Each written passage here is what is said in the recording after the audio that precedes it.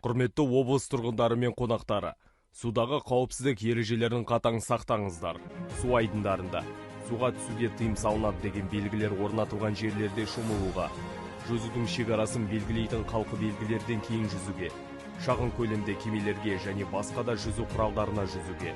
суға қайықтардан, катерлерден, айлақтардан, жағажайлардан, табиғи құрылымдардан спортпен айналысуға, оның ішінде спорттық ойындар ойнауға, осы мақсаттарға бейімделмеген орындарда ойнауға, жалған дабыл айқайларын беру, су айдындарын ластауға және қоқыстауға, шағын көлемді кемелерге кіруге және су астында жүзу үшін пайдаланатын акваториялар, жағажайлар мен учаскелерінде маневр жасауға, су айдындарында қауіпсіздік белгілерін өз бетімен жоюға, бүлдіруге немесе орнатуға жол берілмейді. Алкоголь және есірткіге мас күйде шомылуға, тексерілмеген және жабдықталмаған жерлерде сүңгуге,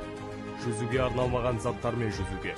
жағада және шешіну орындарында демалушыларға жарақат келтіруі мүмкін қоқыстарды қалдыруға, су айдындарындағы қауіпсіздік белгілеріне, қалқы белгілеріне шығуға, балаларға ересектерсіз суға кіруге жол берілмейді.